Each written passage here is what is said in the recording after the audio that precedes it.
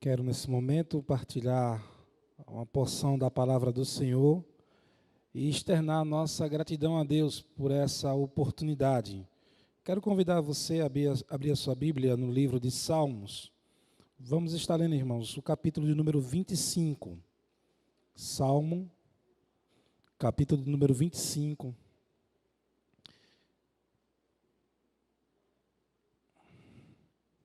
Diz assim a palavra do Senhor: Vinde, cantemos ao Senhor com júbilo, celebremos o rochedo da nossa salvação. Saiamos ao seu encontro com ações de graças, vitoriemo-lo com salmos, porque o Senhor é o Deus supremo, o grande Rei, acima de todos os deuses. Nas suas mãos estão as profundezas da terra, e as alturas dos montes lhe pertencem. Dele é o mar, pois ele o fez. Obra de suas mãos, os continentes. Vinde, adoremos e prostremo-nos, ajoelhemos diante do Senhor que nos criou. Ele é nosso Deus, e nós, povo do seu pasto, e ovelha de sua mão. Hoje, se ouvirdes a sua voz, não endureçais o coração como em Meribá, como no dia de Massá, no deserto, quando vossos pais me tentaram, pondo-me à prova, não obstante terem visto as minhas obras durante 40 anos. Estive desgostado com essa geração e disse: é povo de coração transviado, não conhece os meus caminhos. Por isso, jurei na minha ira, não entrarão no meu descanso. Amém? Vamos orar mais uma vez? Pai Santo e eterno Deus, aqui em Tua presença, Senhor, queremos Te agradecer pela Tua palavra bendita e maravilhosa, Pai. Te pedimos, Senhor, fala aos nossos corações, diz-nos, ó Deus, o que precisamos ouvir da Tua parte nessa noite, faz-nos entender, para a glória do Teu nome. Amém. Nessa noite eu quero falar sobre um convite maravilhoso e uma advertência importante. Dá para lembrar disso? Um convite maravilhoso e uma advertência importante. Na vida que nós levamos, somos convidados frequentemente, não é verdade? Você foi convidado para algum amigo secreto? Quem foi convidado para algum amigo secreto aqui? Eita, que esse ano foi murcho. É isso. A gente sempre é convidado para alguma coisa, uma festa, um lugar, alguém nos convida para um passeio, e sempre convites são lançados para nós. Mas hoje a gente vai estar vendo aqui um convite que é maravilhoso. E a advertência? Você já recebeu algum aviso de alguém dizendo, olha, não vai por aí, não faz assim? Quando eu penso sobre uma advertência importante, eu fico me lembrando daqueles muros que são pintados com aquela caveira. Não tem aquela caveira que mostra ali que é perigo, né? Tem o nome? Perigo. Ali, quem vê aquela imagem ali já sabe, né? Que aquela ali é uma advertência importante. Se você ultrapassar aquela linha, aquele limite estabelecido ali, você sabe que há um perigo de morte ali. Então, tanto o convite quanto a questão do aviso, né, da advertência, são coisas frequentes na nossa vida. Mas aqui na palavra de Deus, nós temos aqui um convite maravilhoso e uma advertência importante. Então, eu quero que, durante esse período aqui, desses alguns minutos que vamos estar meditando na exposição da palavra de Deus, você possa ter em mente essas duas situações. O convite maravilhoso e uma advertência importante. O convite maravilhoso, vamos estar vendo dos versos de 1 a 7, parte A. A advertência importante, vamos estar vendo do verso 7, parte B, até o versículo de número 11. Vamos lá, diz assim a palavra de Deus no versículo 1: Vinde, cantemos ao Senhor com júbilo. Olha o convite maravilhoso. Somos convidados pelo salmista a louvar ao Senhor, a cantar louvores ao nosso Deus. Olha como ele faz esse convite. Ele faz esse convite de maneira que a gente possa cantar ao Senhor com alegria, com júbilo, com gozo, com realização. Às vezes a gente pensa na música como algo que só nos dá alegria, né? Mas aqui, a alegria aqui é pelo fato de termos um Deus a quem nós cantamos para Ele. Né? Aqui ele diz, né? E vinde e cantemos ao Senhor com júbilo. Mas só que não é simplesmente cantar com júbilo, existe um motivo, existe uma causa. Aqui o texto nos fala que devemos louvar, cantar Ele com júbilo, porque celebremos o rochedo da nossa salvação. Veja só, é interessante como ele aqui coloca essa figura da rocha, o rochedo da nossa salvação. A gente sabe que a Bíblia fala também em outros momentos, até em outros salmos, que Deus ele é esse rochedo, essa rocha. O Salmo 40 fala que Deus livrou ele e colocou ele numa rocha firme, dando a ideia da salvação. Rocha é essa ideia de algo que não muda, algo forte, rígido. No Novo Testamento, quem é comparado a uma rocha? Jesus. O próprio Jesus diz que ele é a pedra fundamental, a rocha que foi lançada fora pelos homens. O próprio Jesus, quando está falando com Pedro, ele fala que a igreja seria edificada sobre esta pedra, sobre esta rocha. Então, Jesus ele é a nossa rocha de salvação. Quando a palavra de Deus fala aqui da rocha, tem para nós esse sentido. Logo a mais, no decorrer do texto, vamos retomar aqui a questão da rocha da salvação. O outro convite que ele faz é, no versículo 2, dizendo: saiamos ao seu encontro com ações de graças. Enquanto que no versículo 1, devemos reconhecer que ele é a nossa salvação, é aquele que nos livra, é aquele que nos dá o livramento do perigo, da morte, da doença. Aqui a gente faz aqui momentos de oração porque cremos que o nosso Deus é um Deus de salvação. Ele livra-nos de vários perigos. E aqui o versículo 2, ele faz o convite, o segundo convite aqui, para irmos ao encontro de Deus com ações de graças. Você já agradeceu a Deus hoje pelo seu dia? Irmãos, temos vivido dias terríveis, notícias desastrosas, mas até aqui nos ajudou o Senhor. Temos passado por tantas coisas, mas Deus tem nos dado graça. Por isso que somos convidados a agradecer. Você tem agradecido a Deus?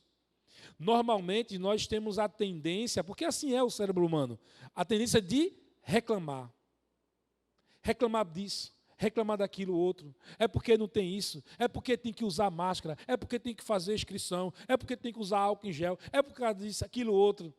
A reclamação se torna algo cotidiano, algo muito presente em nossas vidas.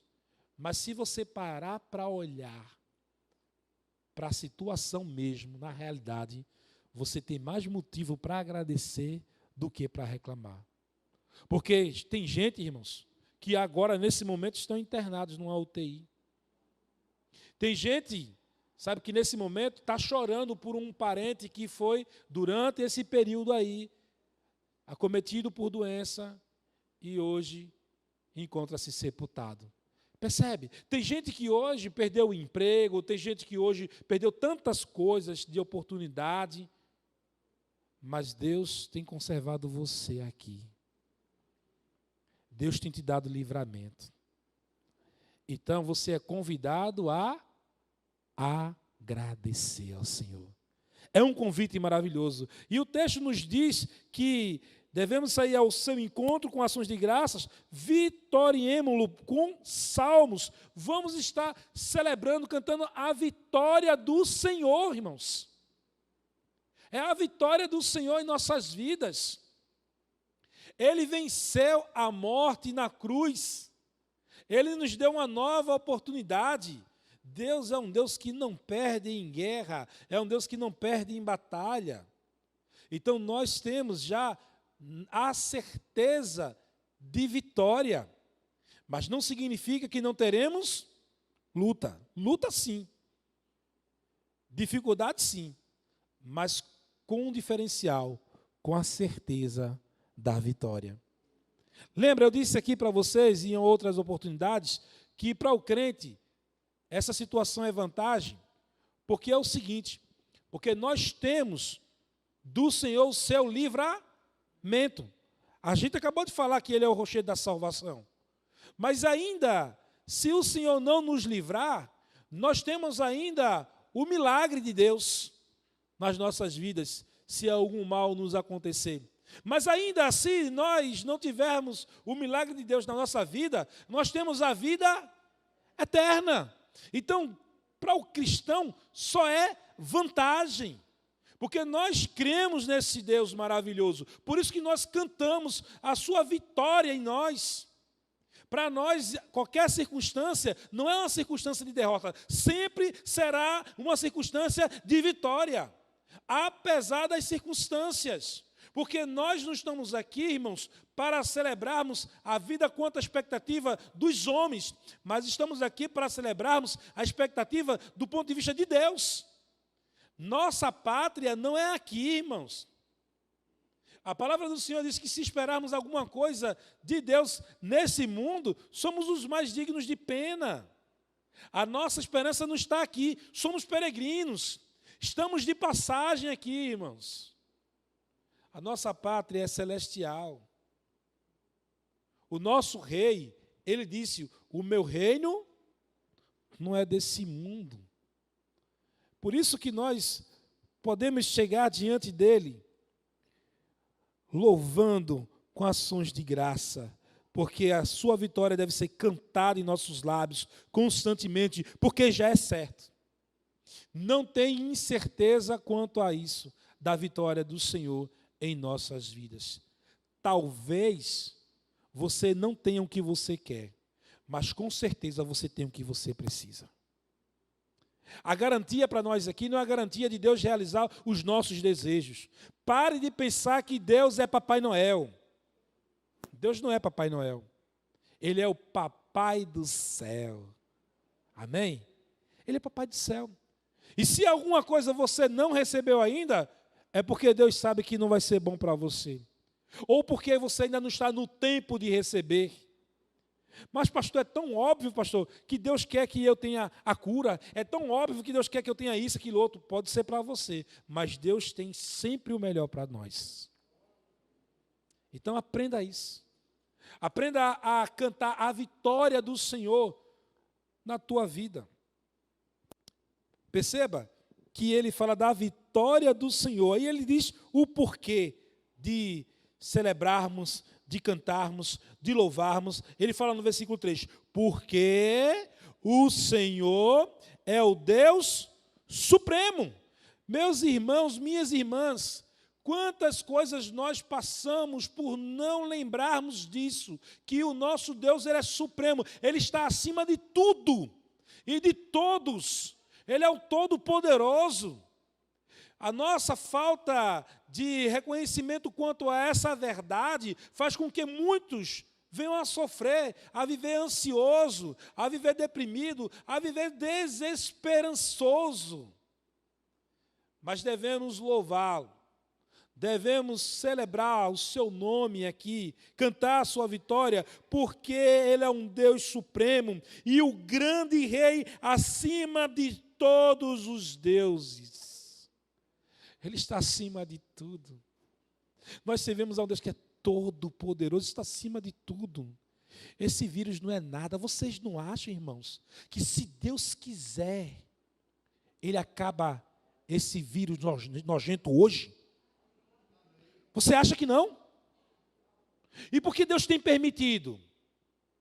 Deus tem propósito nisso, irmãos. Não é a vontade dele de ver pessoas sofrendo, mas ele tem deixado isso acontecer para que se revele verdadeiramente quem são e os que não são. Porque essa é a grande questão. A questão é os que servem e os que não servem a Deus. Os que louvam, os que não louvam. Mas só que Deus tem um povo. A palavra dele fala disso, que ele tem um povo dele, escolhido por ele, que reconhece a sua soberania, a sua grandeza, que reconhece o seu reinado. Ele é um grande e supremo rei. Ele está acima de tudo e de todos. Ele é o rei dos reis, Senhor dos senhores. Você crê nisso? Se Deus me matar hoje, irmãos, já estou satisfeito, porque tantas coisas Ele já fez na minha vida. Sabe o que acontece com a gente, irmãos? A gente esquece dos grandes feitos de Deus. Mas Deus hoje vai fazer você lembrar. Deus hoje vai fazer você lembrar de muitas coisas. O versículo de número 3, que fala disso, da sua grandeza, nos leva para uma outra dimensão, a partir do versículo 4, quando ele diz que nas suas mãos estão as profundezas da terra. O que isso significa? Não existe um lugar nesse mundo aonde Deus não alcance. Eu sou limitado, você é limitado. Existem para nós muitos limites. Somos finitos, somos pequenos, somos por demais limitados, mas as mãos do Senhor vai no mais profundo abismo. Vai além do que a gente pode pensar. E o versículo 4 ainda diz: e as alturas dos montes lhe pertencem. Talvez existam montes na sua vida, distâncias profundas, que você vê por demais grandioso. Mas eu quero lhe convidar a não olhar a altura, a profundidade, a montanha. Eu quero lhe convidar a olhar para o nosso Deus, que está acima de tudo. Por isso o apóstolo Paulo, em Romanos 8, ele canta um hino, né, e nos faz lembrar de que nada pode nos separar do amor de Cristo. Ele, quando menciona, falando sobre todas as situações adversas, né, e difíceis para nós, ele faz nos lembrar de que é Ele quem está nos segurando em todo o tempo, está presente. Quando ele diz que nem altura, nem profundidade, né, nem coisa alguma pode, nem outra criatura pode nos separar do amor de Deus que está em Cristo Jesus, nosso Senhor. Aqui, no capítulo de número 8 de Romanos, o versículo de número 35, começa dizendo assim: quem nos separará do amor de Cristo? Será tribulação? Ou angústia, ou perseguição, ou fome, ou nudez, ou perigo, ou a espada, ou Covid-19, ou a peste, seja lá o que for. A gente pode acrescentar aqui mais coisas na lista. Como está escrito: por amor de ti, somos entregues à morte o dia todo. Fomos considerados como ovelhas para o matadouro. Em todas estas coisas, porém, somos mais que vencedores por meio daquele que nos amou. Porque eu estou bem certo de que nem a morte, nem a vida, nem os anjos, nem os principados, nem as coisas do presente, nem do porvir, nem os poderes, nem a altura, nem a profundidade, nem qualquer outra criatura poderá separar-nos do amor de Deus que está em Cristo Jesus, nosso Senhor. Ele está acima de tudo, irmãos. Ele nos convida, com esse convite maravilhoso, para louvarmos o seu nome, para enaltecermos Ele na beleza da sua santidade, porque tudo está debaixo de suas mãos. Ele tem o controle de tudo. Ele criou as coisas que hoje você pode enxergar e até as que você não pode enxergar. E o versículo de número 5 diz: dele é o mar, pois ele o fez, obra de suas mãos, os continentes. Ele criou tudo. Tudo é obra da sua criação. Isso nos faz lembrar o texto de Gênesis 1. No princípio, criou Deus os céus e a terra. Deus criou tudo. Ele é o autor de toda a criação. Estamos servindo a esse Deus, irmãos. E Ele é grande. Ele é o Rei dos Reis. Devemos estar lembrando disso. Não fique olhando a circunstância, a dificuldade. Olhe para o seu Deus. As coisas que você está vendo em sua volta aqui, tudo veio a partir da sua criação do nada. Ele trouxe do nada. Ele chama à existência coisas que não existem. Talvez você olhe para a tua vida aí, para a tua situação, e você não vê nada acontecendo. E Deus diz, eu trago à existência o que não existe para existir agora na tua vida.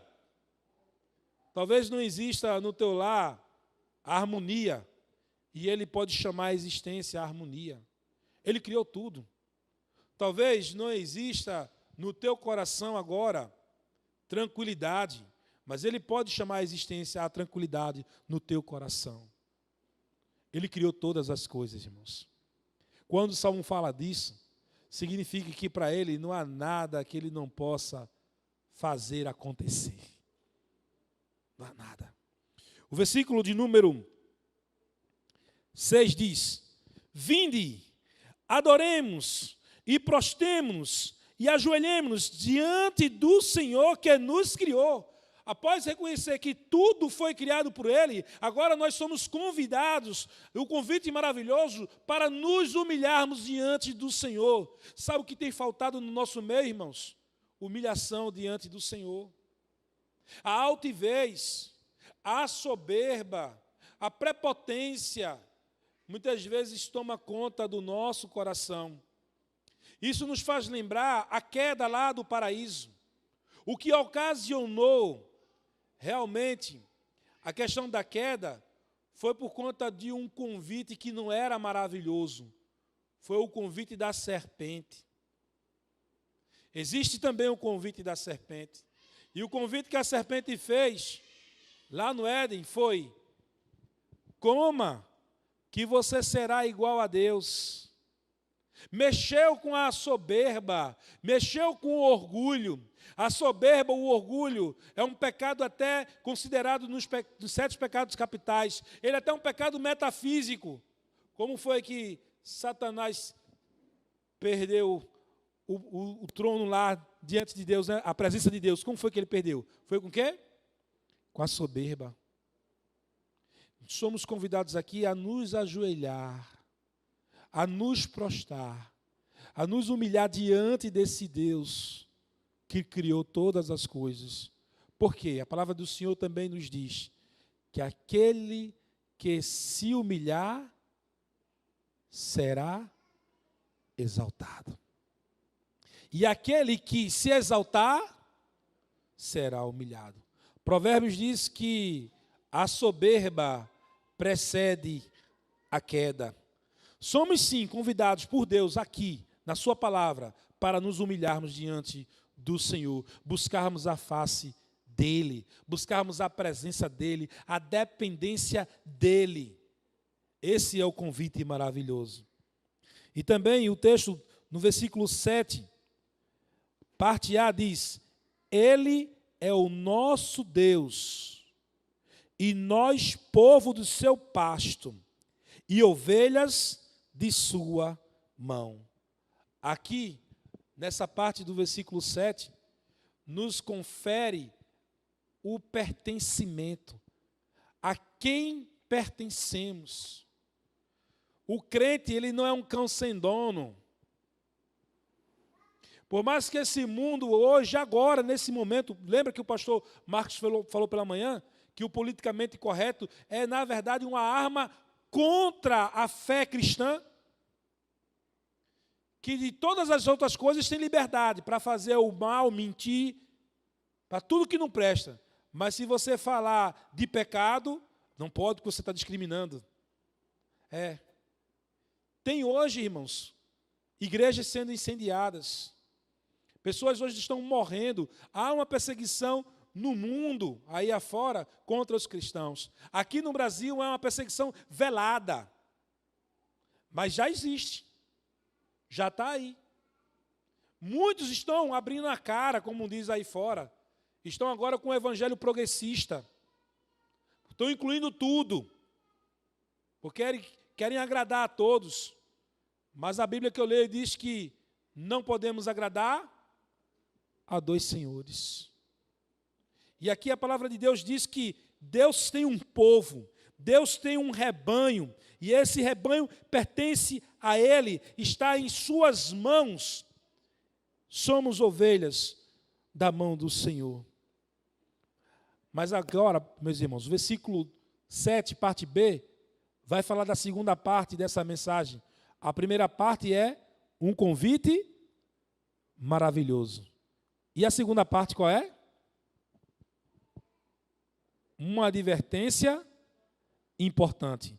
Meus irmãos, nessa parte aqui, é como se o próprio Deus aqui começasse a falar através da boca do salmista. Olha como o texto aqui diz para nós, a partir do verso 7, parte B. Hoje, se ouvirdes a sua voz, não endureçais o coração como em Meribá, como no dia de Massá, no deserto. Aí vocês ficam a se perguntar, o que isso tem a ver agora no texto?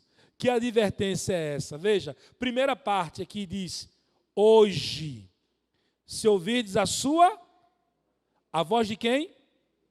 De Deus. Deus está falando hoje para você. Você está ouvindo a voz de Deus? Que já disse para você que você está sendo convidado a louvá-lo, está sendo convidado aqui a olhar para a salvação, que Ele é o rochedo da tua salvação, que você aqui hoje pode render graças ao Senhor, ter um coração grato ao Senhor, que você aqui pode agora, nesse momento, contemplar toda a obra de suas mãos, vendo que nós devemos nos prostrar diante dEle, pois Ele é o Deus que criou todas as coisas, tudo está no controle de suas mãos, e agora Ele pede para você, advertindo você, dizendo assim, hoje, se você ouvir a sua voz, não endureça o coração. Sabe o que é endurecer o coração? Endurecer o coração é quando você fecha o seu coração para as coisas que Deus diz. Você deixa de ouvir a Deus. Você se esquece do que Deus já fez na sua vida. Isso é endurecimento de coração. Por isso que o texto logo acima, ele nos fala sobre nos alegrarmos na salvação dele, ele fala que devemos ter gratidão, ele fala que devemos nos humilhar, porque aqui o texto ele vai começar a lembrar de algo do passado do povo de Israel que foi terrível. O texto agora ele vai dizer como, essa palavra como aqui é uma comparação. Está comparando aqui uma coisa que aconteceu na história de Israel. E o que foi que aconteceu na história de Israel? Deus liberta o seu povo do Egito, tem lá a travessia ali do Mar Vermelho. Quando atravessa o Mar Vermelho, peregrina com o povo durante 40 anos no deserto, livrando de tudo. A Bíblia diz que durante a noite tinha lá uma coluna de fogo, durante o dia tinha uma nuvem, ou seja, o povo era protegido de dia e de noite. A Bíblia diz que Deus mandou alimento constantemente caindo do céu, chamado o quê? O maná. Deus cuidando desse povo durante vários anos. Mas quando chega ali em Meribá, capítulo 20 de Êxodo, fala sobre essa história. 20 de Números, que diga, fala sobre essa história. O povo chega lá em Meribá e reclama de quê? Sede. Não tem água. E sabe o que esse povo faz? Começa a dizer para Moisés, Moisés, Deus não tinha lá para nós no Egito sepulcro para enterrar a gente, não? Porque quer matar a gente de sede aqui, no deserto? Olha só, irmãos. Endurecimento de coração. O povo começou a reclamar. Se esqueceu de tudo que Deus fez. Você conhece alguém assim? Eu fico me lembrando da gente e os pais que cuidam dos filhos. Nasce uma criança.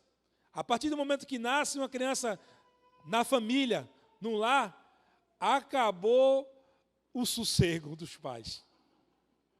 Começa logo os primeiros dias você não dormir mais.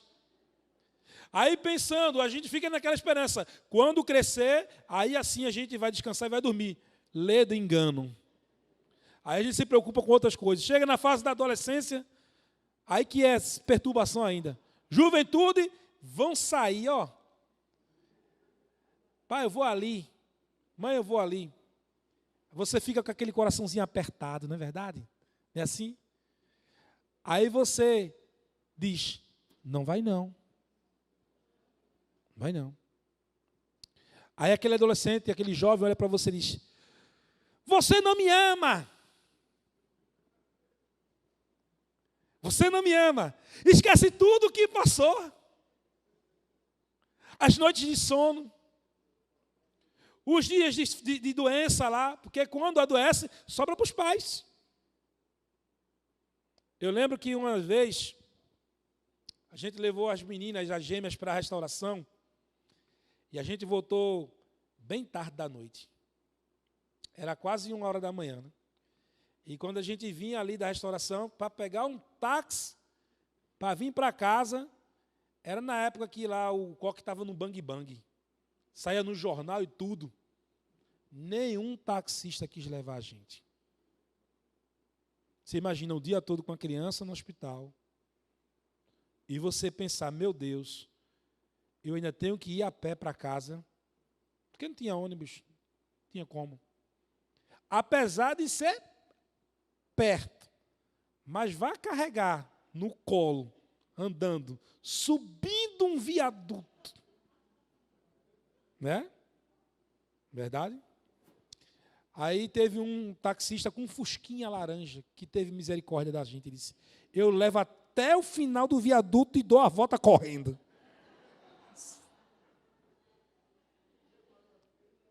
Aleluia, amém. Quantas coisas, né, irmãos, a gente passa com os filhos, né? Noite sem dormir, sacrifício. Você deixa de comprar para você, para comprar para um filho. Você deixa de ter para você, para ceder para um filho. Né? E de uma hora para outra, esse filho se volta para você e você não significa mais nada para esse filho. Esse filho diz coisas que magoam seu coração profundamente, só porque você disse não. Assim, estava acontecendo ali no deserto, em Meribá. Deus tinha livrado esse povo do Egito, eram escravos lá no Egito. Esse povo sofria demais. Deus libertou esse povo, deu a esse povo a liberdade, e esse povo começou a peregrinar no deserto, viu o mar vermelho se abrir, viu cair do céu comida, viu a maneira gloriosa como eles foram libertados ali do Egito, sem levantar uma espada sequer. Viu o cuidado do Senhor dia e noite, mas de repente, num dia, esse dia é tão trágico que acontece ali em Meribá, que ele é registrado na Bíblia várias vezes. E é uma advertência que o Senhor faz para nós. Não endureça o seu coração, como aconteceu lá em Meribá. Não endureça. Hoje, muitas pessoas têm endurecido o coração. E esse endurecimento de coração é esquecer do que Deus já fez na sua vida. É negligenciar tudo aquilo que aconteceu. E aqui o versículo ele continua descrevendo todo esse quadro histórico do que aconteceu lá em Meribá e em Massá. Ele fala, quando os vossos pais me tentaram, pondo-me à prova, não obstante terem visto as minhas obras, não obstante terem visto os meus milagres, não obstante terem visto os meus livramentos. Eu quero perguntar uma coisa para vocês. Deus tem feito coisas grandes na tua vida? Deus fez coisas grandes na tua vida? Ele te salvou, Ele te livrou de algo grandioso. Sabe, irmãos, estamos aqui. Devemos louvar esse Deus, esse rochedo da nossa salvação. Devemos agradecer a Ele todos os dias. E devemos nos humilhar na sua presença. Mas devemos, sim, ter essa advertência importante de não agir como muitos no passado, de não agir como muitos hoje estão agindo, negando tudo aquilo que Deus fez em suas vidas, como se nada tivesse sido realizado. Pessoas que colocam dificuldades para fazer a obra de Deus, pessoas que colocam dificuldades para vir a um culto, mas estão trabalhando, estão no mercado, estão passeando, estão viajando, estão fazendo uma aglomeração. Aqui nós estamos oferecendo um ambiente seguro. Temos toda uma preocupação aqui, que é um exercício de amor. Mas muitas pessoas hoje estão esquecidas do que Deus fez em suas vidas. Por isso existe essa advertência, que durante 40 anos, versículo 10, estive desgostado com essa geração. Olha quem está falando aqui, o próprio Deus. Estive desgostado com essa geração e disse: é povo de coração transviado, não conhece os meus caminhos. Não conhece os meus caminhos. Não conheceu os meus caminhos aqui, irmãos. O povo semita usa muito imagens para falar de coisas de sentimento. Não conhece os meus caminhos aqui, não experimentaram a minha vida, não experimentaram aqui a minha palavra, não experimentaram, porque, olha só, a ideia aqui é o seguinte, não é apenas o benefício que obtiveram, mas é o Deus que beneficia, que estão negligenciando. Tem gente que recebe a bênção de Deus, mas não tem o Deus da bênção. Tem gente que recebeu cura, livramento, mas hoje não quer saber de Deus. Endureceram o seu coração. Vocês não acham, não, que lá no deserto, quando o pessoal estava reclamando ali da falta de água, que os que estavam reclamando ali não foram beneficiados? Foram sim. Deus disse o que para Moisés? Fala para a rocha. Aí Moisés foi tão assim, contaminado pelo que eles passaram ali para ele, que ele, em vez de falar para a rocha, ele fez o quê? Feriu a rocha. A Bíblia diz que feriu, né? Nem bateu, parece que a rocha sentia alguma coisa, ele feriu a rocha. E todos aqueles que reclamavam e estavam descrentes, beberam ou não beberam dessa água? Beberam. E tem muita gente, irmãos, que beberam da água, mas estão com o coração endurecido. E a advertência para nós hoje é essa. Por isso, jurei na minha ira, não entrarão no meu descanso. Olha a advertência para nós. Nós não podemos negligenciar. Lá em Hebreus, fala o seguinte, que nós não podemos negligenciar tão grande salvação. Eu quero, nesse momento, perguntar para você o seguinte. Você hoje, como é que está o teu coração? Qual é a atitude que você tem tomado diante das situações adversas?